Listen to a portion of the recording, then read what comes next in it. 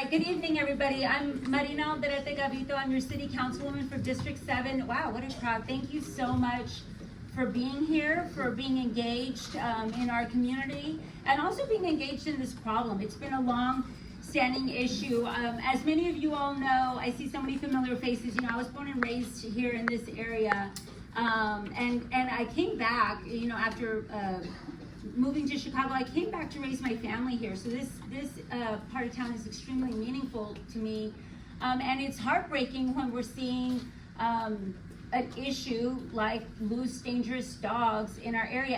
And by the way, the loose, dangerous dogs doesn't just plague this area; it plagues the entire city. And so when I was knocking on many of y'all's doors, the biggest things I heard about, the biggest priorities were public safety and transparency. And so that's why we're having this meeting tonight, because loose, dangerous dogs are a public safety issue. And you know, and for transparency's sake, I wanted us to get together, to have a conversation, to ideate, to ask tough questions, and have a discussion about this issue. Actually, Frank, sorry, I wasn't gonna mention this story, but when Frank and I were block walking, we got chased by a dog. I mean, it is a scary feeling. And I will also do want to caveat and say, we all love dogs. None of us want these dogs to die. This is not the dog's fault. This is the people's fault, and it needs to be solved by the community coming together to solve it. I'm gonna backtrack really quick. This event would not be possible without the most amazing team, and I have built the most amazing team. So I'm gonna highlight them really quick. If y'all don't mind coming up and saying y'all's names super quick, and then we'll get started, because she's on your time crunch. Go ahead. Hello everyone, I'm Isabella Chavez. I'm the Director of Communications. So all of our newsletters and everything, she's the queen of that. Hello, all communications are to me. Hello, my name is Kyle Buckley. I'm the Director of Policy. All right, good to see you folks. My name is Dorian Keller, and I'm a part of the Constituent Services team.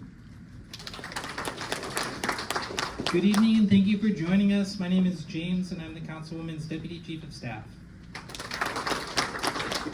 Yeah, good evening, everybody. My name is Frank Ramirez. I'm the Councilwoman's Director of Infrastructure and Policy, or Zoning, excuse me. I heard policy like 3 times. Hi, my name is Santiago Hernandez. I am a Constituent Services team member, and I also do events. I want to caveat that Santiago put this event together, so we can give a big round of applause.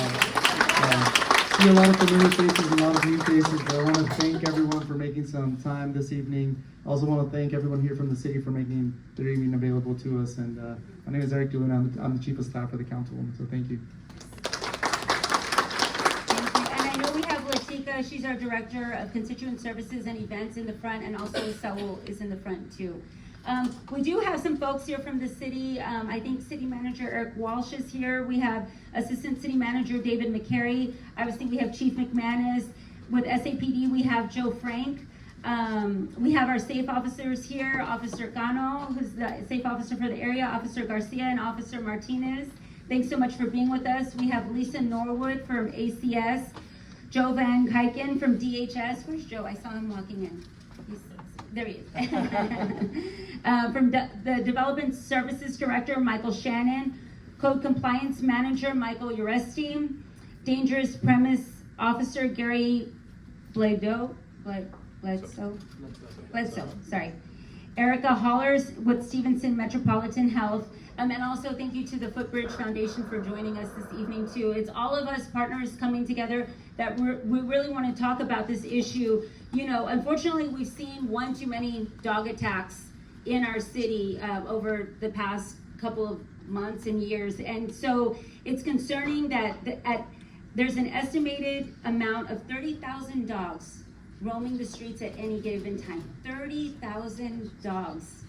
I mean, it's just crazy to think about. So tonight we're here to discuss the different ways our municipal government, our local government, can address these issues. I want to thank ACS Director Shannon Sims, Judge Lisa Gonzales, and Presiding Judge Obledo for joining us tonight. We'll hear from each of them later on. We're going to be asking questions and giving the audience some opportunity to ask questions as well. We ask that each question be concise, respectful, and limited to no more than 30 seconds to provide others an opportunity to be heard too. We have a lot of people here tonight, so if questions are longer than 30 seconds, it takes away from peers' opportunity to be heard. Also, I do want to stress I will not tolerate any disrespectful behavior to our speaking guests. So if you are disrespectful, you will not have your question addressed and will be asked to leave. These are just ground rules, so that way we can make sure that we're having a productive and constructive conversation. Before we begin our panel, we will be hearing updates from our special guest. We have our SAPD Chief McManus to provide us overall updates on public safety. Before he gets started, I do want to thank him because our team holds quarterly public safety town halls all throughout District 7. Chief McManus and the SAFE officers always make themselves available to provide the community public safety updates, and we really, really appreciate it. With that, Chief does have a time crunch, so he'll be here for 20 minutes, so he's going to give an update and be able to answer one or two questions, but the SAFE officers will be here afterwards to answer any other questions. Over to you. Thank you, Councilmember. Good evening, everybody. So before we start, we have Sergeant Martinez, the Safe Sergeant, Officer Cano, and Officer Garcia. We give them a big round of applause. They do a great job, as do all the safe officers throughout the city. I want to tell you my dog story before I start. So one's from here and one's from when I was back in Washington, D.C. So I was a lieutenant, and I was going to this community meeting one evening, and it was at someone's house. So I knocked on the door, and I hear all these dogs barking. So there's like a vestibule going into the living room. So the woman who was holding the meeting answered the door, and all these dogs, like 5 of them, rushed into the vestibule with her, and they're barking like crazy. So, and I'm not afraid of dogs at all. So I walk in, and the vestibule door is closed, so they're all in there with us, and she's going, "Come on in." So all the dogs except for one follow her back in, and this one dog's sitting right here, and he's growling at me. So I'm kind of waiting for a second. He's not leaving, so I take one step, and he bites me on the leg. And I said, I forget what her name was. "Ma'am," I said, you want to come and get your dog? He just bit me. And she goes, "Don't worry about it. He won't bite you again." So that's my DC dog story. So down here, I was talking to, I don't know, somebody out in the street, and they were holding a dog. I'll tell you what kind it was in a minute. And I went to pet it, and it bit me on my hand. It was a little chihuahua. So they're my 2 dog stories. Let me talk to you about crime overall in the city. And if you have, as the council member said, if you have any specific questions about things in your neighborhood, an address, a vacant lot, or whatever it may be, the SAFE officers will handle that. Big picture. So as you may or may not know, last year we entered into an agreement with the criminology department at UTSA for them to help us with a crime plan, violent crime plan. So back earlier that year, in 2023, I was reading an article from the Dallas Daily News, I think that's what it's called, Dallas newspaper, and it talked about UTSA writing this crime plan for the Dallas Police Department, who had a new chief from California who worked with the UTSA group while he was there. So anyway, he comes to Dallas, Eddie Garcia, and he gets a hold of the UTSA crime folks, and they write this 26-page crime plan for him. And it was in the newspaper. And I read it, and I'm thinking to myself, this is BS. This crime, 26 pages. I said, this thing won't work, no way. It was an amalgam of all the different crime prevention plans from way back when, from the broken windows theory on. And I'm very, very skeptical of it. So the next thing I see of that crime plan, a couple months later, that there was a violent crime reduction in Dallas. And I said, that's bull. I said, ain't no way. No way it's working that fast. No way it's even working at all. So I finally decided I'm going to call this UTSA Dr. Mike Smith. And I called him and I said, let's talk about your crime plan. Because I was interested in, after talking with the city manager about it, I was interested in seeing what we could do here in San Antonio. So I brought him in and we met, and I pushed back on every single part of that crime plan, and he just kind of slapped me down on everything I said, because everything that they did for that crime plan was all evidence-based. There was no refuting it because it already worked, and they had documentation, very meticulous documentation on how it works, why it works, and so he had me convinced, and he prepared one for us.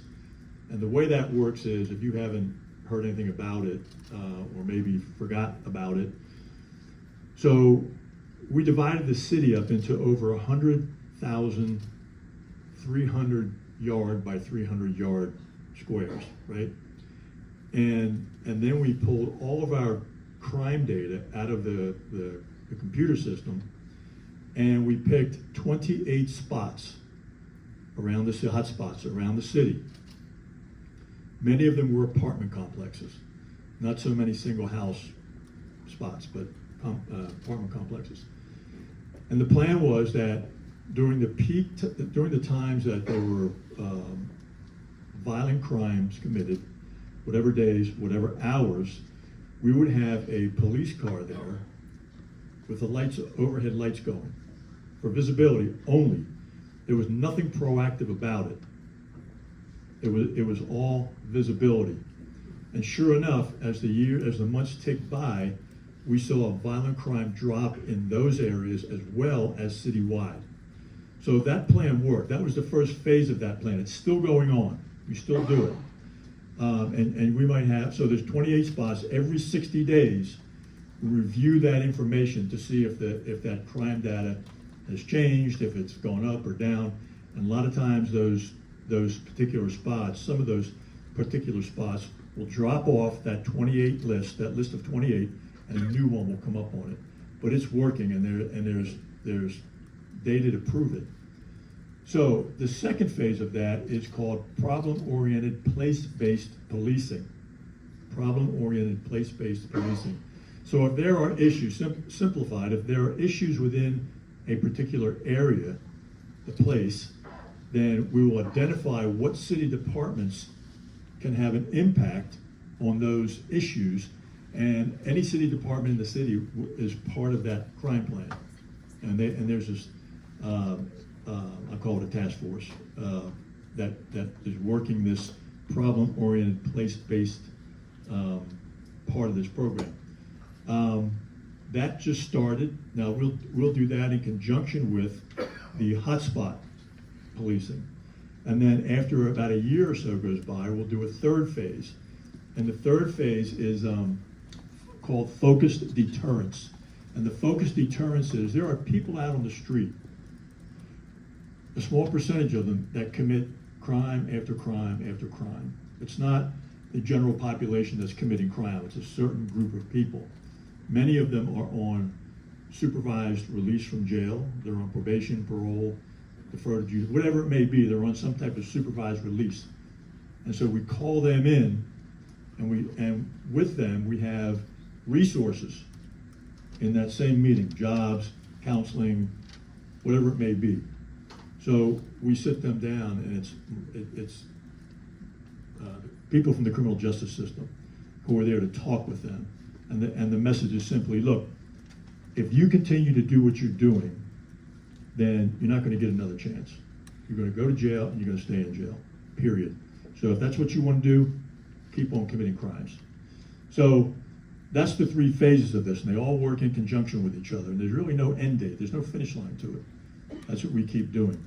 So right now, violent crime is down citywide, double digits. Do you have the latest here, Frank? Yeah, I think about 7%.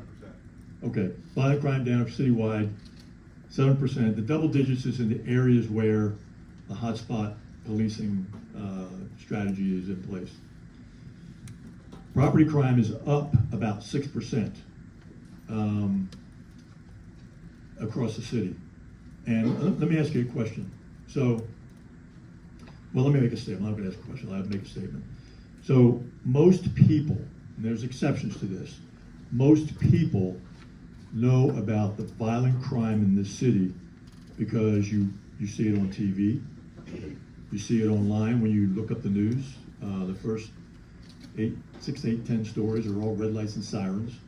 That's how most people know about violent crime in this city. Most people are not involved in it. Most people are not living high-risk lifestyles. Most of you, again, exceptions, believe me, there's exceptions to this, but most victims, many victims of violent crime are engaged in risky behavior.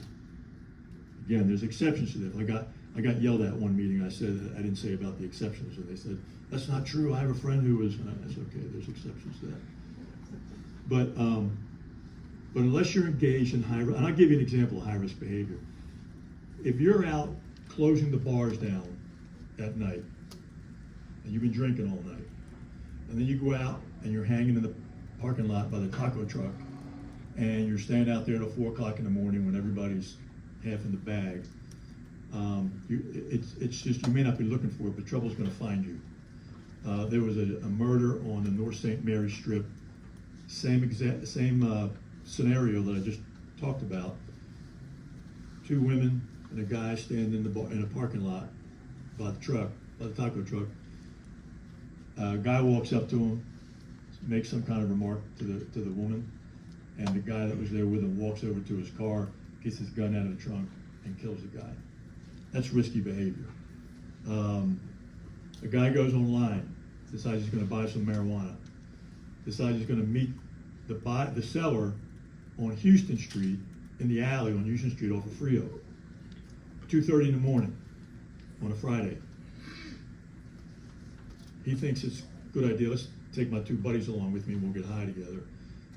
The seller shows up, and what does he do? He shoots all 3 of them. That's risky behavior I'm talking about. You go after somebody that owes you money, pull a gun on them, they're liable to pull a gun faster and shoot you. That's the kind of stuff I'm talking about, but that's what leads, that kind of risky behavior leads to becoming a victim of a violent crime. Otherwise, your chances of becoming a victim of a violent crime in this city are slim, very slim. And again, you know about it because you read it online or watch it on the news.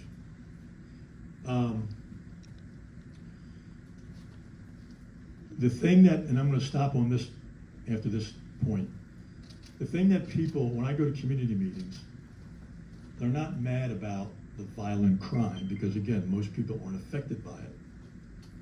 They're mad about the quality of life issues that affect their neighborhoods, whether it's abandoned houses, whether it's abandoned lots, and people are using those particular locations for whatever it may be, to sell drugs, prostitution, squat in those areas. The quality of life issues in people's neighborhood are what they're mad about, and they want to know what they can do about it. Why aren't these people in jail? Why are they still out? I see him when they get arrested and they're right back. That's what they're concerned about, not so much about the violent crime. But if you take steps to protect your property, protect your vehicles, especially at night, you're usually going to be in pretty good shape. So I will stop there. If you have a question for me, I'm happy to take it. If not, I will exit stage left. No questions? Okay, thank you very much. Yes, yeah, and I wanted to know your procedure when you're calling about a rabid dog or that bit somebody. Who do they call first? okay, they're going to wind up calling the police first, and then the police will wind up getting ACS involved in it. And Shannon's here tonight. He can probably elaborate on that a little bit. Sir? You went over a lot of the different plans for the city, but what can you do about speeding in the neighborhoods? That's really affecting all of us. Yeah, we hear that as well. Speeding in the neighborhoods, what can we do about it? So if you call, you're safe. What happens is, so we get, all around the city there's complaints about cars running stop signs, running red lights, and speeding. Traffic division will address all of those areas, but the area goes on a list. And then when they get through one area, they'll go down to the next one, and then down to the next one, and down to the next one. But they may not get it the next day, But your safe officers may go out there and do some direct patrol and work on those kinds of complaints before the traffic division gets to it. Okay? Yes, ma'am. Are you making any progress on the Kia Challenge car thefts at all? I have a friend whose car was stolen 3 months ago and got it back all fixed, and they stole it again last week. And she's right here on West Craig. You know, the short answer to that is no. And that's what's driving the numbers, property crimes numbers for stolen vehicles. But we have a auto crimes task force that deals with that. And what they do is they go out and they'll work on, you don't wake up one morning and decide I'm going to steal a car. You do this for a living. And there are people out there that steal car after car after car, and they'll change the tags, and they'll try to change the VIN numbers, and they'll sell them. And matter of fact, I won't say who it is, but one of a former council member who now does something else in public service called me and said, hey, I'm looking out my window and I'm seeing these guys are bringing in vehicle after vehicle, changing tags, and there's about six guys out there doing it. I called in and dispatched, police went right over there and they arrested all those guys and they recovered all those, they're all stolen. But that's the kind of enterprise that goes on with vehicles being stolen, and not just vehicles being stolen. You have people out there shoplifting, doing that stuff too, retail theft, and they have millions of dollars worth of goods that they've stolen to sell back. But this is a business that goes on. It's an enterprise. It's again, you don't wake up one morning and decide you're going to steal a car or even break into a car. You do it on a regular basis, and it's for profit. Yes, ma'am. How serious of an offense is it when you're in the school zone and you're going the wrong way? Because it's constant there at Woodlawn Academy. I sit there for at least an hour, and I probably see about 5-6 cars coming the wrong way. Yeah. During school hours. Yeah. Yeah. Well, during the 2 to 4 p.m. Yeah. That's something that our traffic unit or our safe officers would handle. I mean, it's a serious offense. Anything you do in a school zone, whether it's speeding, whether it's going the wrong way, that's a serious offense because it puts those children in danger. But if you let our safe officers know, they will take care of it for you. Okay? Hey, listen, I thank you very much. I'm getting the hook here. Thank you very much. I appreciate it.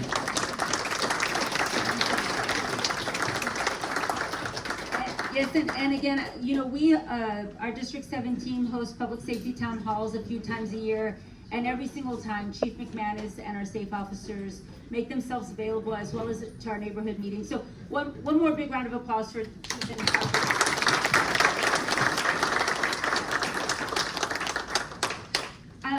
before we get into the next portion of our public safety town halls, obviously we're discussing crimes and dangerous situations in the different parts of the district. Tonight's focus is animals and the loose, dangerous dogs. I did want to highlight Valerie Moore. Oh, she just walked out.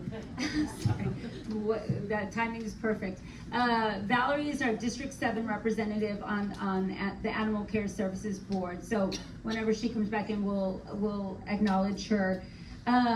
But for the remainder of the town hall, we'll be hearing from our panel guests. Judge Carla Obledo, please come up. Oh, there she is. There's Valerie Moore here in the blue shirt. Sorry, Valerie, to put you on the spot.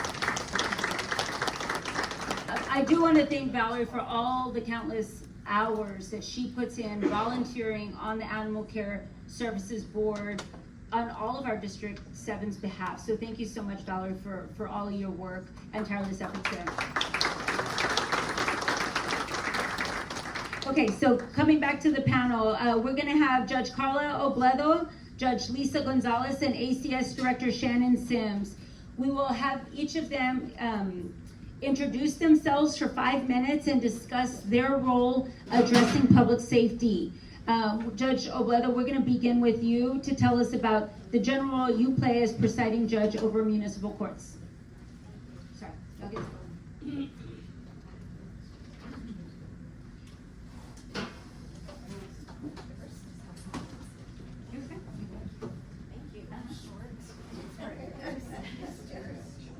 Good evening. My name is Carla Obledo. I'm the presiding judge of the San Antonio Municipal Court.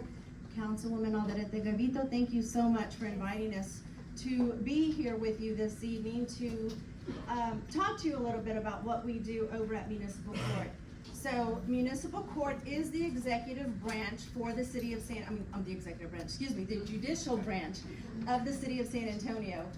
We handle, our jurisdiction is Class C misdemeanors created by state law or city ordinance. And I did provide a one-page document that was up in front that explains a little bit about what we do over at Municipal Court. We do have 10 full-time judges and 9 part-time judges, and including me, so there's a total of 20 of us all together. We are appointed to 2-year terms by the mayor and city council. So as a matter of fact, some of our judges, all of our other judges, with the exception of me, are up for reappointment right now. So they're going through the reappointment process, and they do that every 2 years. We have jurisdiction over, as I explained, Class C misdemeanors, and those tickets are usually issued or are issued by SAPD, Park Police, Airport Police, ACS officers, and code enforcement officers. So those are the law enforcement, the agencies that file citations, criminal citations with the court. Some examples of the types of tickets that we see are traffic tickets. The majority of what we see at Municipal Court is traffic tickets. We do see animal citations, code compliance citations. We also see some assault cases, some theft cases under $100, and minor in possession. So minors that are in possession of alcohol or tobacco products. Those are also seen at Municipal Court. We also have a truancy prevention and intervention program with the court. We have a juvenile services court that runs the truancy prevention and intervention program at the court. So we provide support services to some school districts throughout Bexar County to try to get kids engaged in school, re-engaged in school, and we just offer support services to about 9 school districts throughout Bexar County. And the juvenile judge at the court also hears criminal citations for juveniles that are referred to the court. We also run a 24/7 detention facility in the back of our building, so anybody that is arrested for a Class B misdemeanor or above, it's an on-site arrest by SAPD or DPS, they come through our facility and our judges will read them their rights and commit them to jail. They'll make a finding of probable cause, read them their rights, and commit them to jail if there is that finding of probable cause.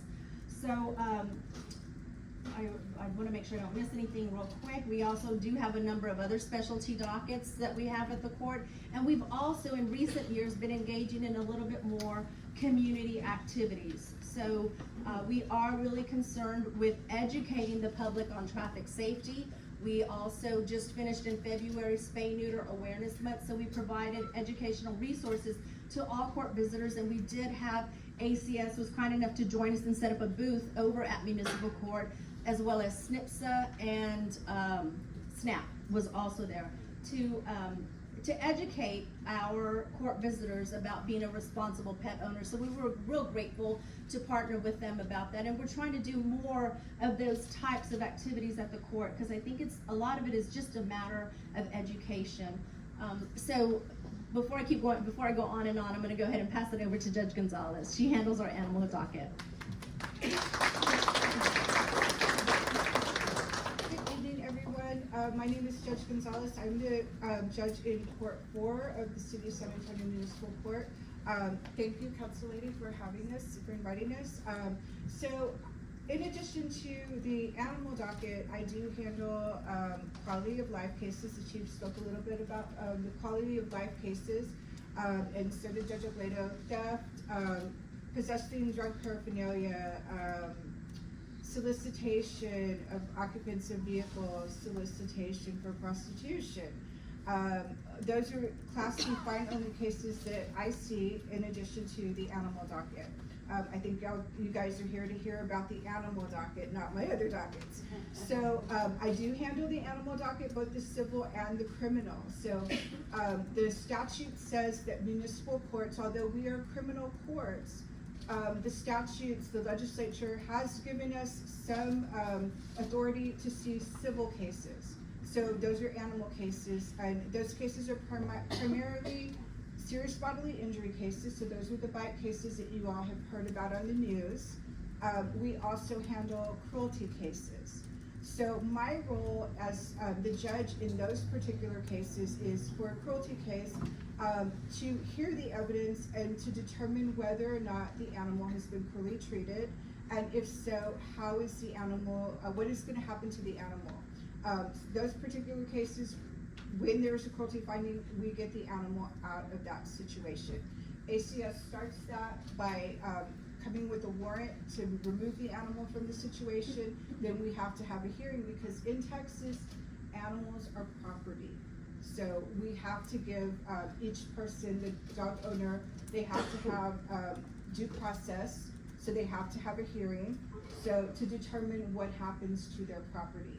So in cruelty cases, if there is a finding of cruelty, then more than likely I will do an order to remove the animal from that situation, give the animal to ACS or to another agency, another animal welfare group, so that the animal can be rehabilitated, medically rehabilitated, and hopefully adopted out and fostered out into a good and loving home, so that they're not in that situation anymore.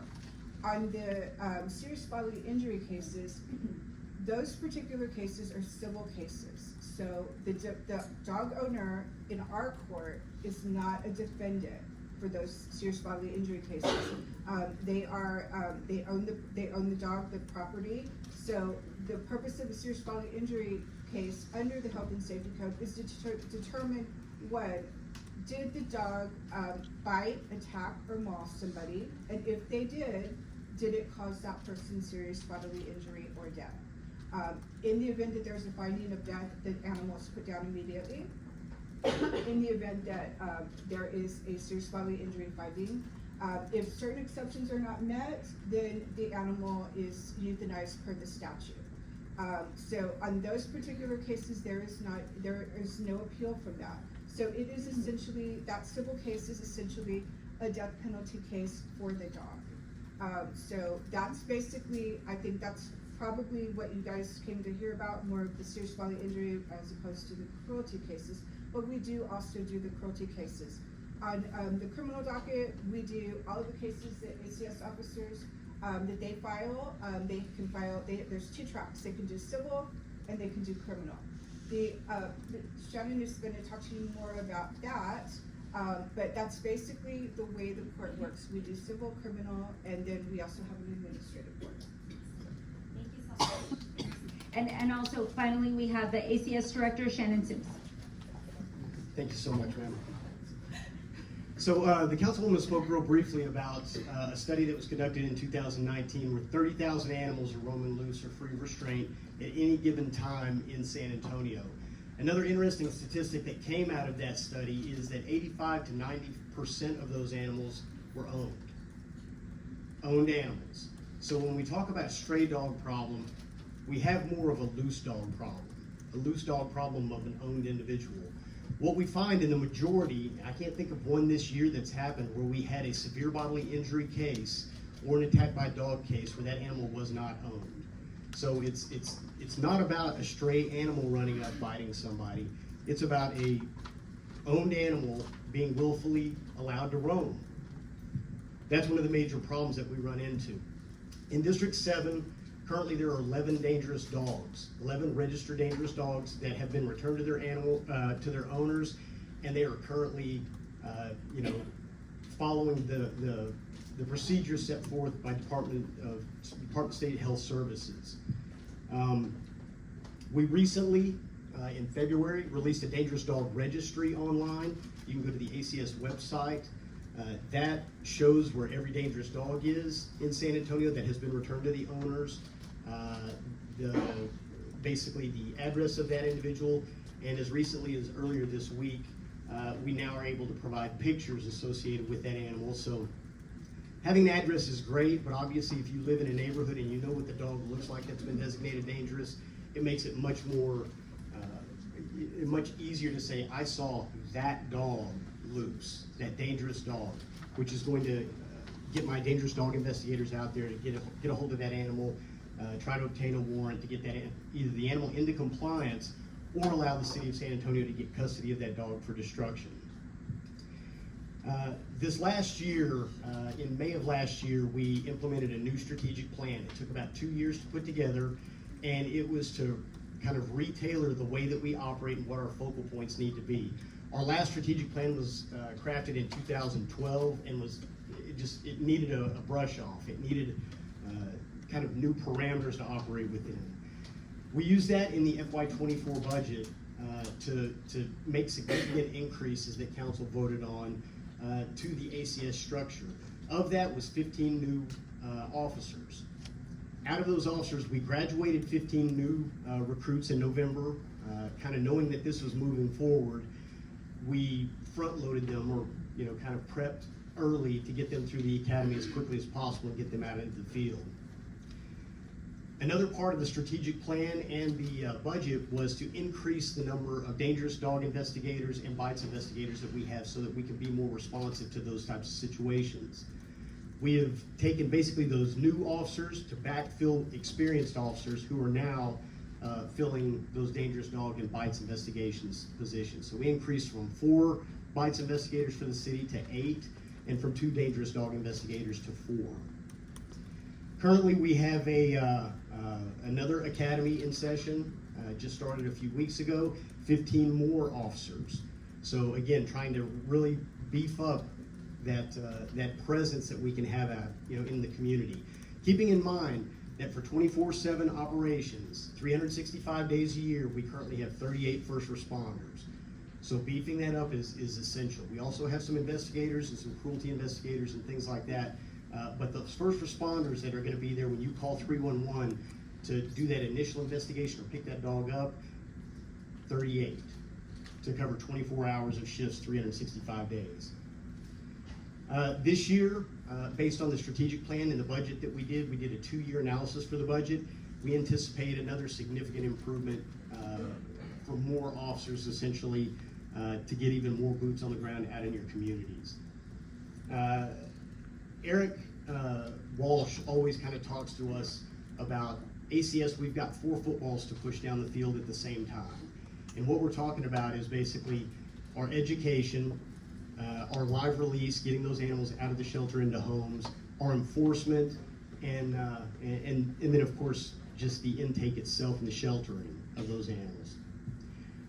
We're doing this in a very moderated approach to make sure that we're pushing all those footballs down the field, and it's been successful so far this year. As we've kind of not only added officers, but also clinic staff, shelter staff, all of those folks, we've seen a 14% increase in the number of animals that we brought in as compared to the same time period last year. Because we brought those adoption staff on to get the animals eligible for adoption out of there, we've seen a 21% increase in our adoptions. Our rescues continue to step up 10% higher than they did the year before. And of course, as we talk about enforcement, which is what we're here to talk about, criminal citations, pushing the additional 15 officers out in the field, have increased by 619% from the same period last year.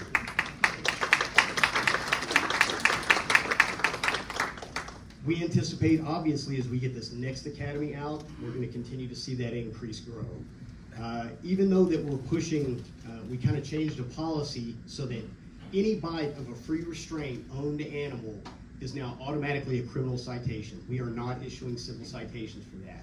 That is a change in policy, and even though we've done that change, we still have an 11% increase to our civil citations also. Those are kind of the entry-level citations. We get it. Maybe your dog got out. It's one time. We've never had a problem with you. I'll give you a civil citation. You go to Judge Gonzales' court, or not Judge Gonzales' court. You actually go to the civil court, and you plead your case to the judge, and you can be let off as little as $25 as long as you show that you're now in compliance. Keep in mind, just as the judge said, animals are property. Our ability to just go and remove an animal, we have to have cause. We have to be able to obtain a warrant or an owner surrender from the owner. And to get that warrant through the judges or through the magistrate, we have to have due cause. We have to follow due process and give them the ability to, basically, we have to establish a case to be able to obtain that warrant. And at some point, we have to hold that animal until, once we get that warrant, they go to court to plead their case to see if they get those animals back. So, as we talk about all of this, I say this because I know that many of the animals that we pick up, about 20% of them, if we pick it up and my officer can find an owner, we do what's called an RTO, or return to owner. And the beauty of an RTO is, it keeps one more cage from being full at the facility that may require euthanasia of another animal. More importantly, it allows my officer to now make face-to-face contact with that owner, return the animal, microchip the animal so it can be tracked back to them no matter what happens in the future, cite the individual, and educate them. Educate them to make sure they know what is expected of them and what their personal responsibility is.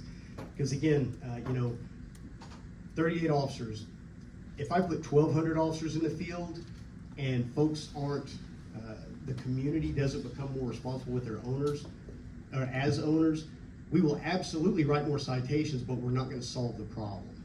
We've got to educate folks, we've got to make folks more responsible, and absolutely hold accountable.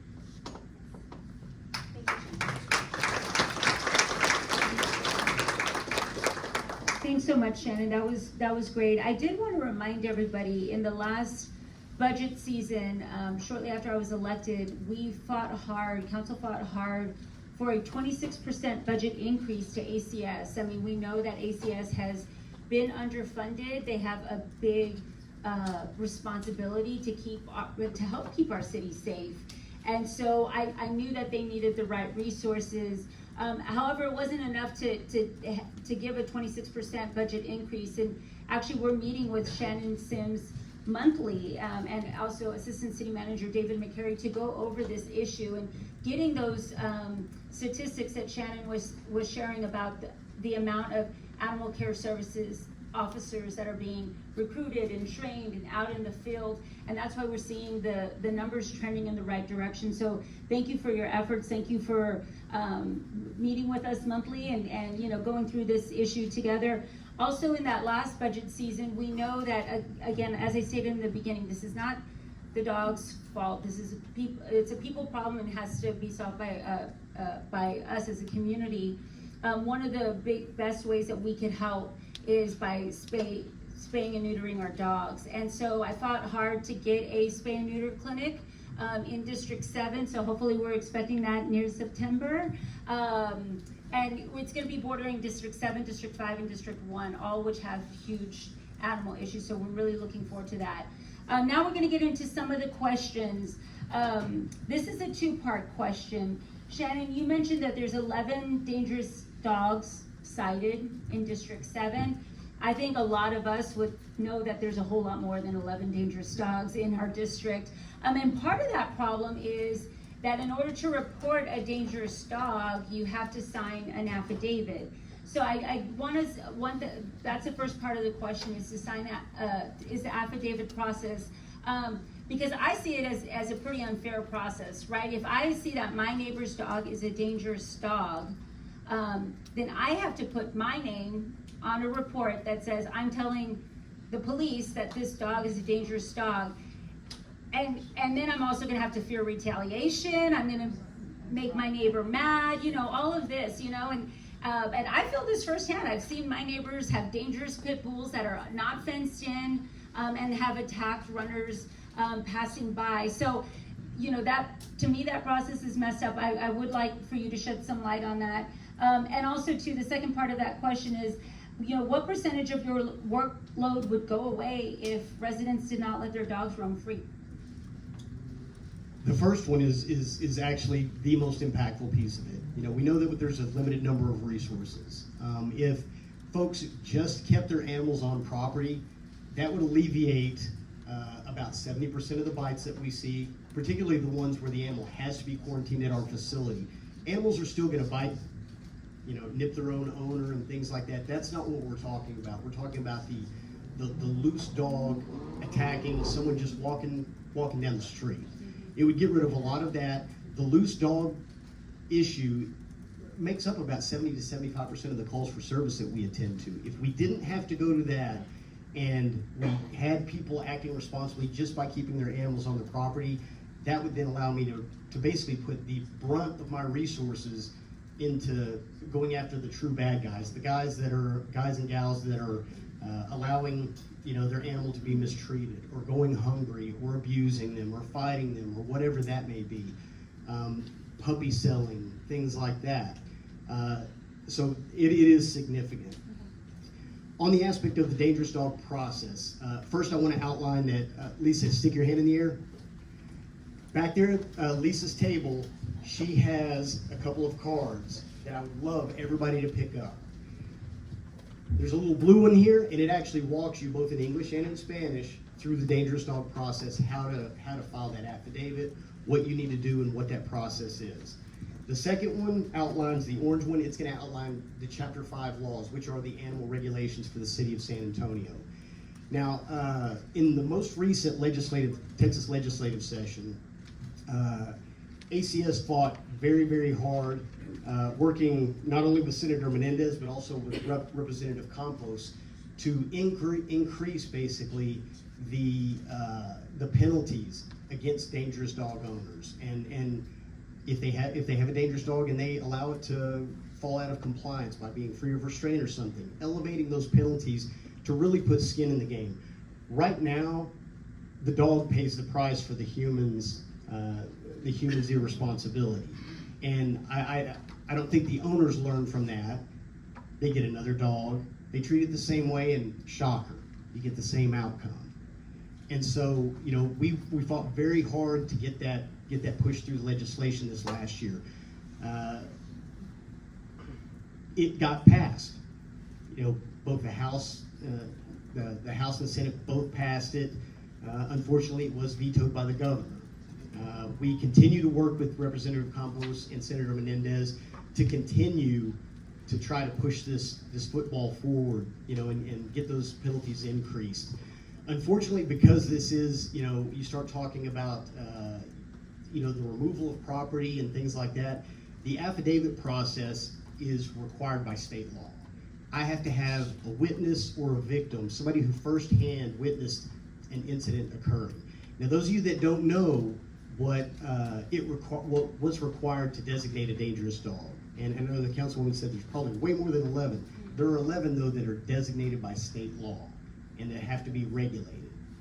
And so what we need for an animal to be designated, it has to be owned, it has to be free of restraint, and it has to attack or threaten to attack an individual.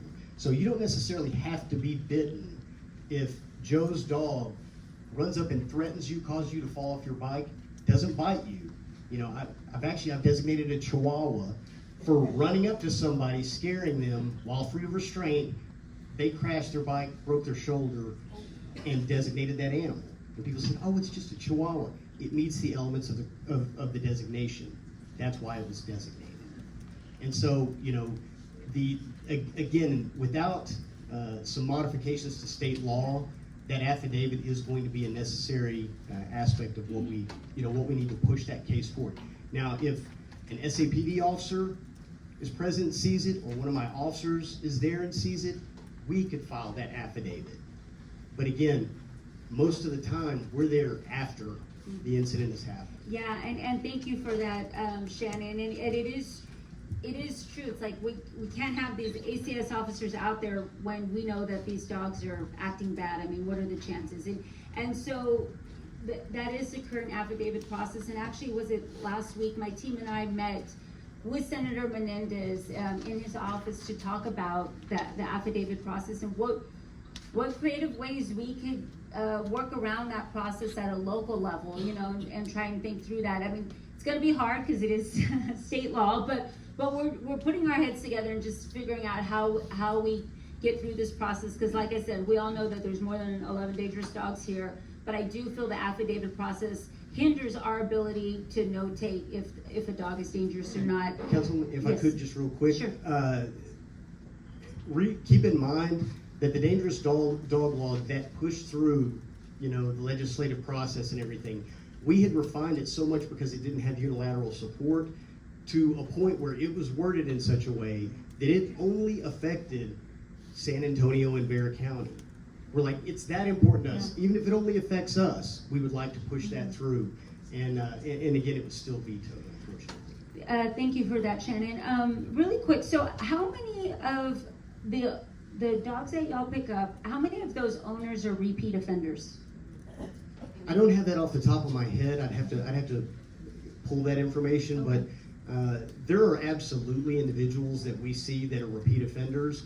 And typically in the past, what we've done is, you know, you get maybe if it's a broken fence and everything, we send one of our CASA coordinators, case managers out to help try to restrain the animal.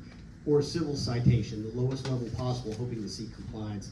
And then we continue to ratchet it up from there through the Class C misdemeanors. Okay. Would you feel comfortable giving like a gut check? Like maybe it's 50% or repeat? I'd hate to be quoted okay, on something that's that fine, was that's fine. I get it. So this question is for the judges. What are the steps you take to discourage behavior of repeat offenders that come into municipal court? So with the criminal cases, so normally the way it works is if it's a criminal case, it will come to me. The way the process works for court is that you speak to a prosecutor first. They will make a plea bargain offer to you. These cases are different than traffic cases. Traffic cases, you can approach a judge directly. On the animal cases, we have everybody talk to a prosecutor, because on Fridays we have prosecutors that are designated to do these cases. We also have an ACS officer designated to assist in these cases. So before the prosecutor makes an offer, they're going to talk to the ACS officer and find out, are they now in compliance? Like, do they have vaccination? Are they a repeat offender? Is this the first time thing, or what was going on that caused ACS to issue the citation? So then the prosecutors will make an offer, and then they'll come to the judge. Judges will usually accept or tweak it a little bit. And when I say tweak it, if I look at your history and you've got a history of the same thing, failure, free restraint on 3 different times, and I already find you, I took the offer and did the reduction, but you still didn't learn your lesson, then the second time that you do it, I'm not going to accept that offer, so you're going to pay more. Or you may not get deferral and maybe become a conviction, and those are criminal convictions. Those are things that need to be disclosed on a job application. Anything that's asking you, do you have any Class C convictions other than a traffic case, you would have to disclose it. So that's how we try to address repeat offenders. Sometimes, unfortunately, we don't get through to them because I really believe it's an education thing. Some people are fine with letting their dogs be free of restraint, and they don't learn. And if I can sit up there and give them and I tell them all the time, I'm going to give you a lecture, you didn't come for it, but I'm going to give it to you anyway. So what happens if your dog is out? Do you love your dog? Okay, well, if your dog is out, what if it gets hit by a car? What if it just doesn't come home one day? Or God forbid it bites somebody, what are you going to do then because your dog has bitten somebody? And so sometimes that'll reach people and they'll be like, yeah, you're right, I'm going to pay the fine. But sometimes, we do have some that are repeat offenders that we just have to keep increasing the fine, and it may get to the point where the ACS officer will come in and they're gonna see that dog out in the street. They're gonna see that it's out again. They're gonna impound it and take it over to the ACS facility, and the owner is going to have to pay ACS to get their dog back.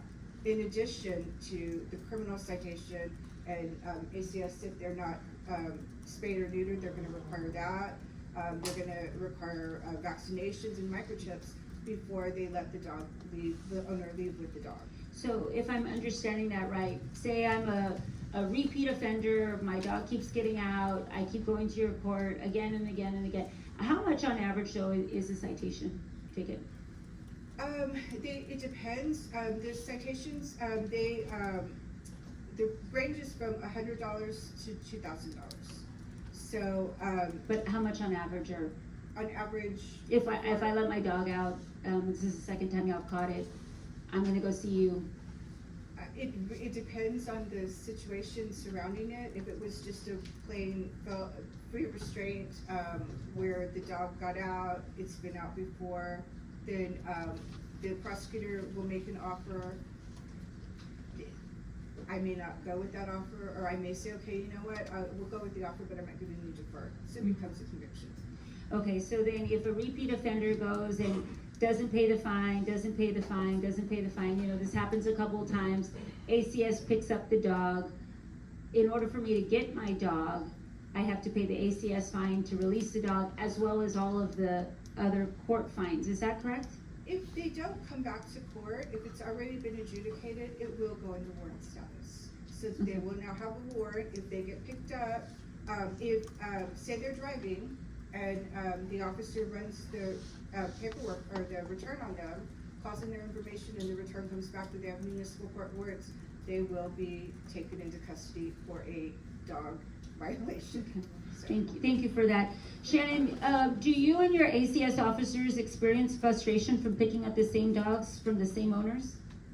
I think that there's absolute frustration anytime that we're dealing with repeat offenders, be it the dog being free of restraint. I can tell you that there's some officers that operate in some districts where they know that's Pookie. Why is Pookie out of here? You know, it's absolutely a frustration when you try to provide, you know, obviously we want to provide the benefit of the doubt early on. Sure. And hey, listen, I'm going to give you a civil citation. Don't do it again. You know, here's a humane tether, you know, because the dog's jumping the fence or getting out of the fence or whatever. But whether it's that or it's lack of appropriate housing, one of the ones that we most frequently see over and over are hoarding cases, where folks have multiple animals, and you know, some of them have the best you know wishes in their heart to try to help animals, just get overwhelmed. But you see it's cyclical and it's a continuous process to the point that we can't help you anymore now. We're going to have to get a warrant, seize the animals, and file a cruelty case. Okay, so if you could wave a magic wand, how would you like to see the courts enforce the penalties against irresponsible pet owners? You know, I don't know for sure that penalties alone solve problems, because unfortunately we see a lot of folks that fail to appear.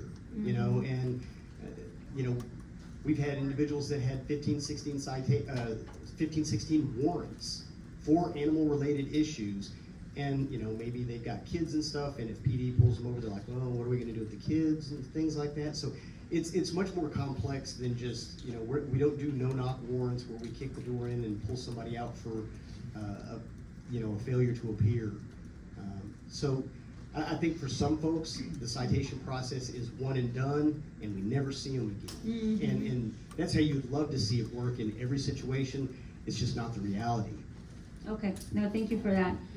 This question is for the judges.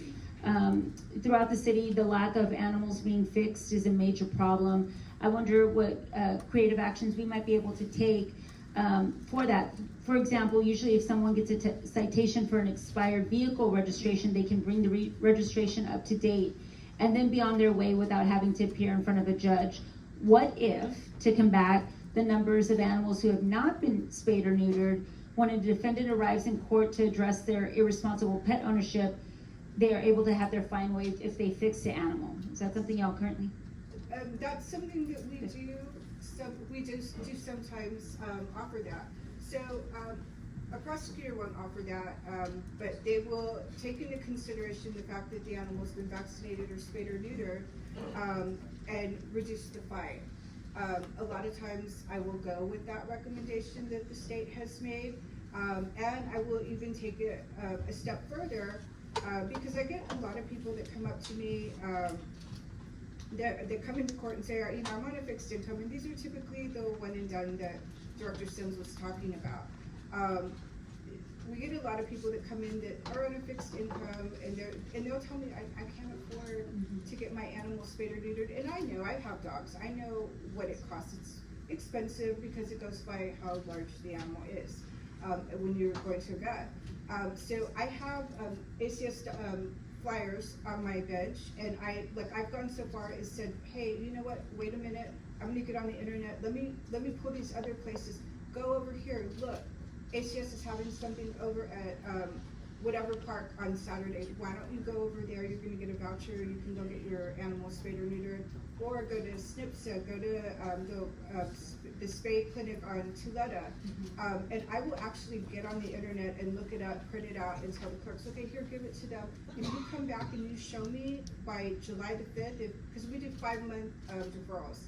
And I'm sorry if I get excited, I'm a nerd about this stuff, but I will tell people, like, just come back to court. You're gonna have 5 months to do it. Rather than pay it, come back and show me that you got your animal vaccinated, or you got your animal spayed or neutered. Show me that you spent money to take care of your dog. If you're gonna keep your dog in the city of San Antonio, and you show me that you're taking care of it, that you got it spayed or neutered, you have it on heartworm preventative, you have it on neck scar, flea and tick preventative. Show me that you've been doing that for the 5 months, and I will help you on the fine. I will waive it, I'll reduce it, just make court costs, whatever we can do to help you, as long as you're gonna get that animal in compliance if you're gonna keep it here in the city. Because that's what we want. Thank you, and thank you for doing that, and thank you for working with so many owners. Hence our big push to get a low-cost free spay and neuter clinic in District 7, because we all know it is pricey to spay and neuter our dogs. Do people take you up on that offer, and do they actually fix their dogs? They do, and it's, and even in our own house at the court, we have our own employees that we had, last month was spay and neuter month, we had SNPSA there, they're doing a wonderful thing, and I print this out and give it to people. And I'll tell them, you just need to follow it, make your appointment. SNPSA does a wonderful thing twice a year. They do what's called Big Snip. The Big Fix. Oh, Fix. Yeah. So what they do is they've got volunteers, techs, vets from all over the state of Texas that come in to San Antonio on these 2 days, and they do like a mass spay and neuter. I volunteered at it before. It's like a big mass clinic. Yeah. But with animals, and it's awesome because they did 600 dogs and cats in 1 day. So I tell people all the time, there are things that you can take advantage of because of the zip code that you live in, or SNPSA, it doesn't matter the zip code, that Big Fix is available to everybody. But I think a lot of it too is that some people don't know where to look. Sure.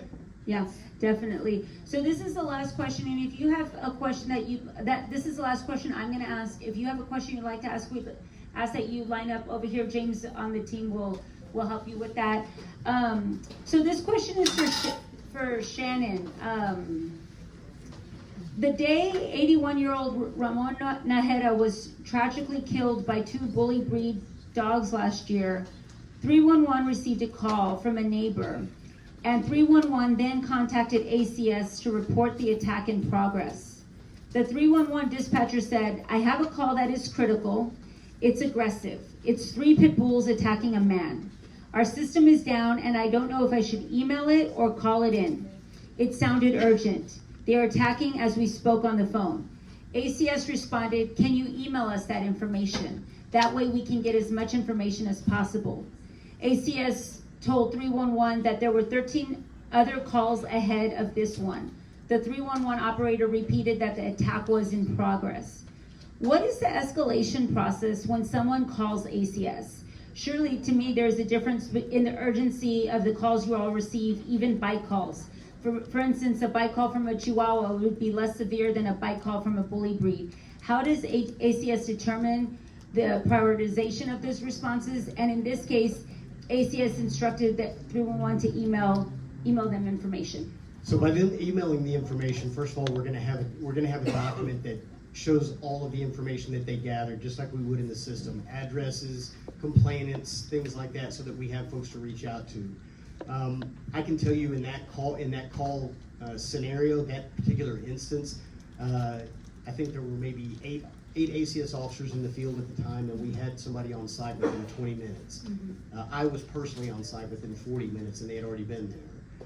And so really, it boils down to provide as much data as possible to 311, because frequently we get these calls and it says, bite, brown dog, not too much else. You know, if it's a critical call and somebody's actively being attacked, highlight that. Because the dispatchers, again, they're getting hundreds of calls coming through an hour. They're scrolling through there, reading the notes real briefly and trying to rack and stack of who do I send to the next one, and you know, what's the criticality of it. Yeah, and maybe that's something that we can further investigate the dispatch process. That way, when there is an attack versus a loose dog, that we see a lot of, you know, there's a difference in the prioritization of that call. Oh, and they're absolutely prioritized differently. We've got priorities 1 through 9, talking about aggressive dogs, bites in progress, loose dogs are going to drop to the bottom of that, or barking, things like that. We absolutely have an escalation process where, depending on what type of call is coming into 311, it's automatically kind of racked and stacked. Okay, thank you so much. Now we're going to take some questions from the audience. I am going to remind everyone that they need to remain respectful in order to maximize the time of responses and allow opportunity for others to ask questions. All questions need to remain under 30 seconds. James, I'm going to let you facilitate.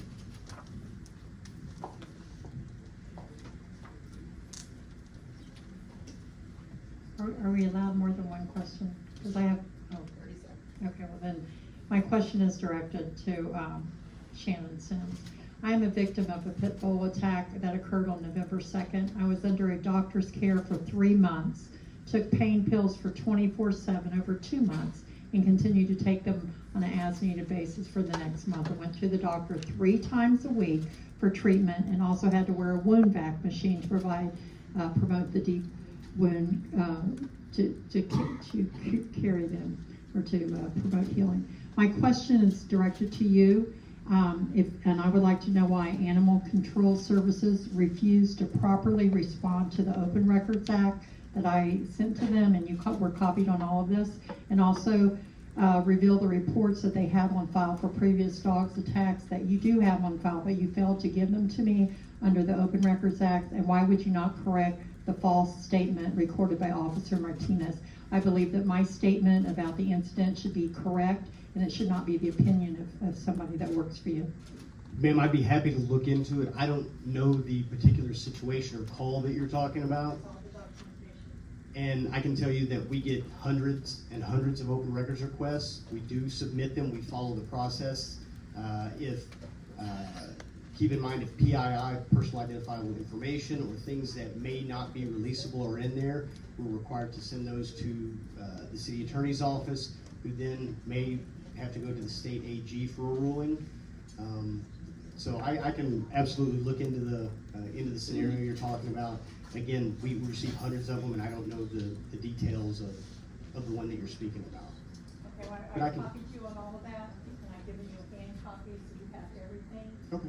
And I would appreciate that justice and truth be recorded, not lied. Absolutely. Yeah. Hi, Shannon. First, I'd like to thank you, because I think the dog pack situation in this immediate neighborhood is improving. But I want to speak to you about an incident that occurred last fall with a family member that I just became aware of. He was attacked by a pit bull that was on a string by a homeless man near the Starbucks on Blanco Road. He was walking down the street, and the dog lunged, knocked him down, pushed him into the street, attacked him, and the dog was on a flimsy string, and the homeless man was asleep. He woke up. Witnesses called the police. The police came, and this might be something our safe officers wish to respond to as well. EMS was called. He was treated. He had deep wounds, lacerations on his legs. His clothing was ripped. ACS was not contacted about this by SAPD, and they did not take any action because the individual was a homeless person, an unhoused individual, so no action was taken. So I don't know if this is a question for you, if it's a question for SAPD. How do you handle the fact that so many unhoused individuals do have animals, some of which are on the dangerous animal list, but no action is taken? So from a perspective of being houseless, it is not illegal for a houseless individual to own an animal as long as that animal is properly cared for and remains restrained. Again, not familiar with the exact situation that you're talking about. You mentioned that ACS was not notified. Y'all were not notified. I would have So to. that would be something that the SAPD may wish to respond to, but that's the officers on the scene response was, he will not end up in court, so we cannot take charge of the situation. I can get with me afterwards I will. so I can find the location, and maybe I can look, if nothing else, we can work with Chief Blanton and try to figure out, where the disconnect may have been, the dates, all that kind of stuff. Thank you. Yes, ma'am. Thank you for being here. My question is also for Director Sims. For the past year and a half, my wife and I have been terrorized by our neighbor's pit bull since we bought our home. The pit bull charges the shared fence between us. The shared fence rapidly broke apart and was deteriorating. It was only a matter of time before the pit bull broke through into our yard. We built a secondary fence, which is now under attack by this pit bull. I report this approximately once a week through the 311 system. About 6 months after the initial report, approximately a year ago, I put together a compilation video. I don't know if you remember this, but Rosie Castro shared it with you directly. And an officer finally came to our home and told us that our neighbor would be cited and fined about $300. Now, I don't know if that happened or not. He also gave me his card. I have the card with me. And he said, call me or email me if it happens again, and he will be fined $3,000, was what I was told. Okay, sorry, if I remembered it incorrectly. I contacted him repeatedly once a week for the past year. He does not respond. I don't know if he works there anymore, so I go through the 311 system. It is a never-ending cycle of nuisance letter sent and then time to comply. Nuisance letter sent, time to comply. Nothing happens. We would sell our home and leave San Antonio if we could, but we can't because there is a dangerous dog that would come out and try to attack anyone who came to look at the house. I don't know what my next steps are, and I'd like to know, the question comes down to, what is the process? Why send nuisance letters if there is no follow-through?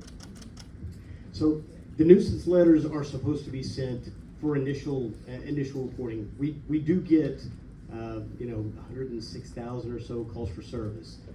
We know that we're not going to get to all of them.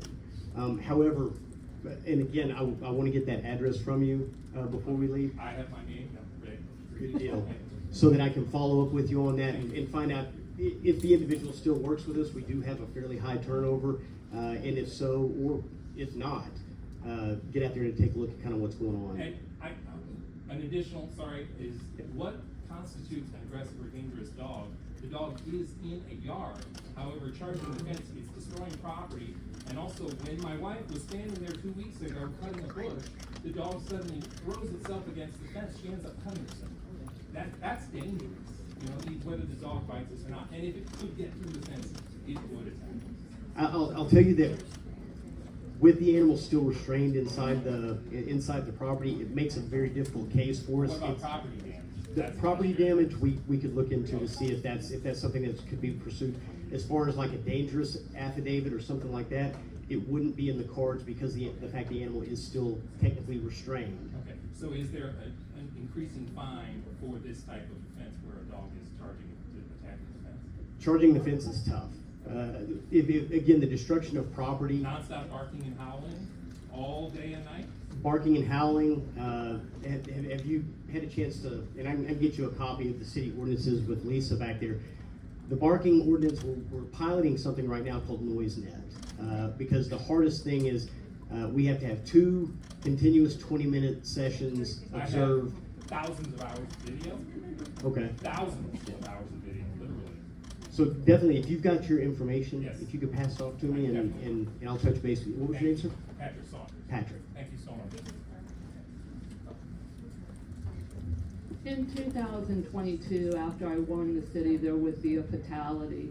Shannon Sims came up to me after the meeting and said that he shared my concern regarding dangerous dogs. He told me he was so alarmed by the number of citations being dismissed by municipal court that he actually went to Eric Walsh. As a result of that conversation, I've been attending the municipal court hearing since 2023. There are a large number of citations that are dismissed and or the fines that are reduced to a laughable level. One of those cases was Danielle Henderson, who had a long laundry list of prior citations. Her dogs mauled Max de los Santos. Max lost both of his legs.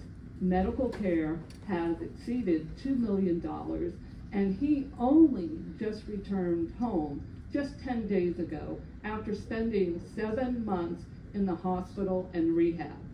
Then we have Jamie Parker, whose aggressive dogs chased Augie Ford out onto the road up here. Augie was pregnant. As a result of that, being chased out into the road, she suffered complications to her pregnancy. Her baby died 11 days old as a result of that. Jamie has not even shown up for her municipal court hearing. There's warrants out for her, but nobody's going to do anything about it. And when she comes in, those warrants will be dismissed. She'll probably get a slap on the wrist. So I would encourage the municipal court judges to issue the highest possible fine anytime there is a bite case. All these excuses I hear, I never hear any concern for the victims. Their medical expenses, their time lost from work, their physical disabilities. Also, why are the SBI hearings not posted online? Those of us that follow these types of issues, just either we hear word of mouth, but they absolutely should be posted online. And Shannon, every single 311 call that comes in for an aggressive critical needs to be answered. You know, the day before Max was attacked, you received a 311 call warning you that those dogs broke through a neighbor's fence, and those dogs were so aggressive, and the 311 operator basically told the woman, who was fearful that her children was going to be attacked, that she could shoot the dogs. That call is still open today. A man lost his legs because of your failure to take action.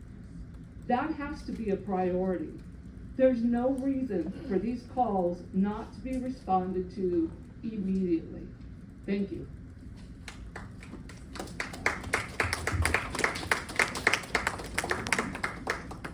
Good evening. I have the same questions that Ms. Kelly Walls has. I am Beatriz de los Santos, the wife of Max de los Santos.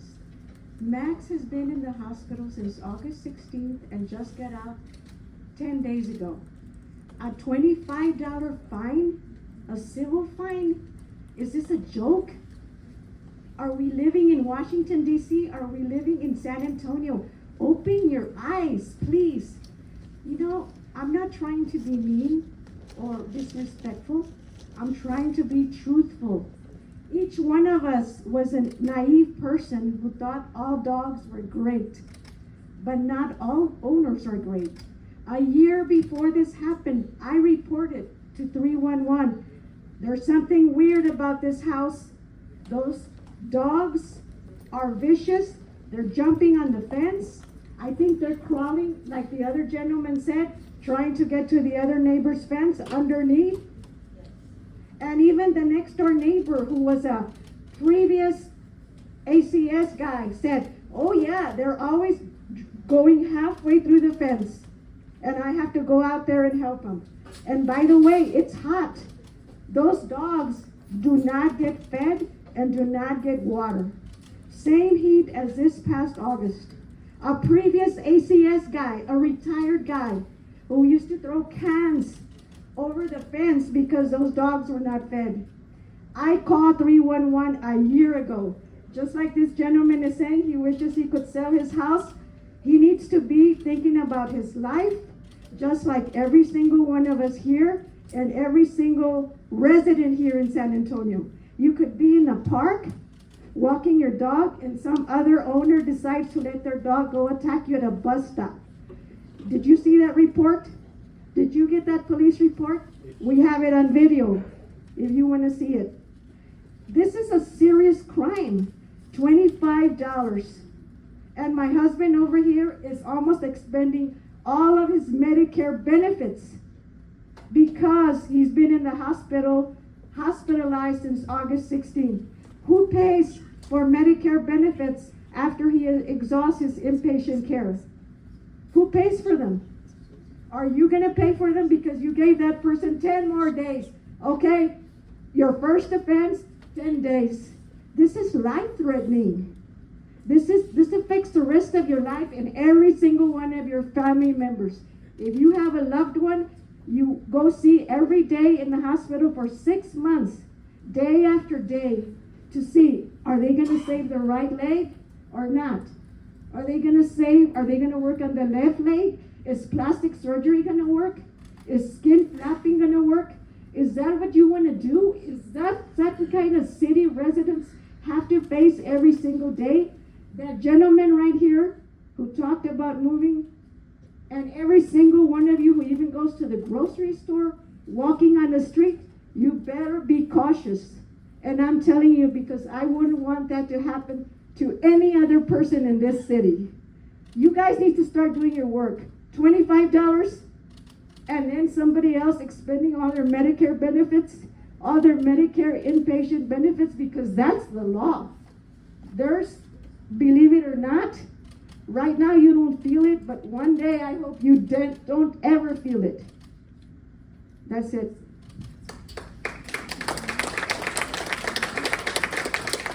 This will be our final question. Yes, I won't belabor, I don't have, there are many, many horror stories out there. My point is this, yes, as people are saying, calls are not being responded to, and because of this, first of all, the state code does not require an affidavit to start an investigation. It does not. I brought this up to city council, I brought it up to city manager, I brought it up to advisory board. I've been called a liar by them. And so I will go back to give you the proof here. And Liz Compost saw that, so instead of it saying that the animal authority may investigate, she changed it to shall, to take that away, that choice away. And she also changed the affidavit being, having to review any affidavit from a witness. It said, or a composite of other information, which is what the police do. They don't have to get affidavits to charge somebody, they investigate. And the problem with this is when these calls aren't responded to, the next time, as we've seen, it may be serious bodily injury or death by those animals. So I hope that either city manager or the council will do something. Thank you.